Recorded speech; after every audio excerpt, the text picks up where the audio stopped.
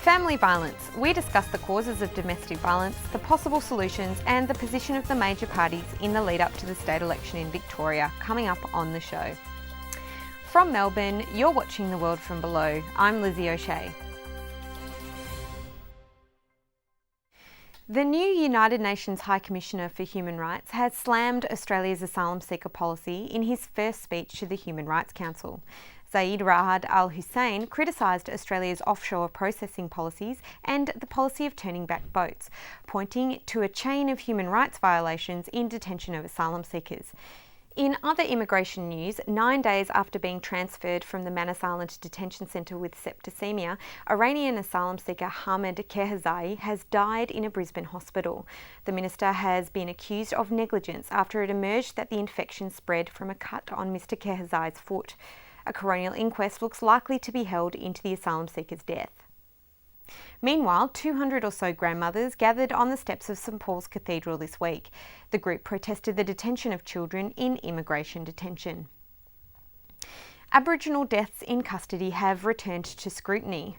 Reports surfaced this week of the death of a West Australian Yamatji woman, Miss Du, after spending 4 days in the South Hadland police cells earlier in August. She'd been complaining about health problems and pain throughout her detainment.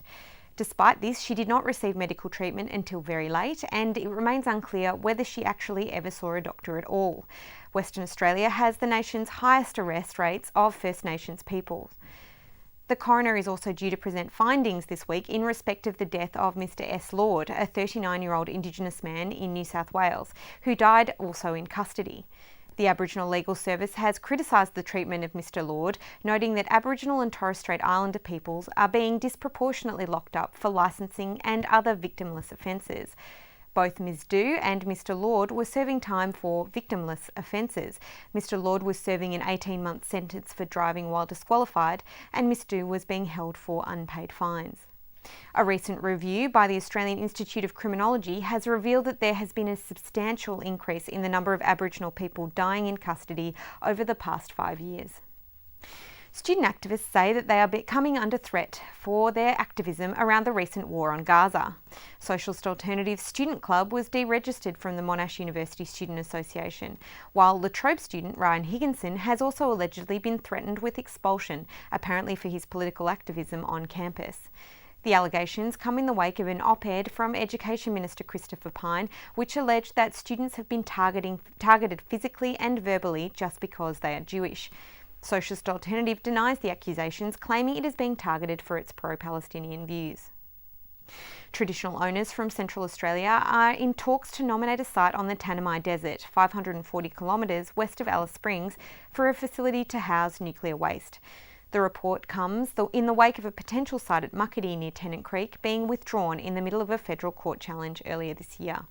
Industry Minister Ian Macfarlane has given land councils in the Northern Territory until September the 30th to nominate another potential site, after which the federal government will open the facility up for tender to the rest of the country. ASIO boss David Irvine has stated that he is considering raising the nation's terrorism alert level to high. The statements follow increasing reports of foreign nationals travelling to the Middle East to fight with groups such as ISIS. I would say that at the moment it is at a very elevated level of medium, and I'm certainly contemplating very seriously the notion of lifting it higher. Commentators are rejecting the idea that terrorism is a risk to Australians worthy of such attention.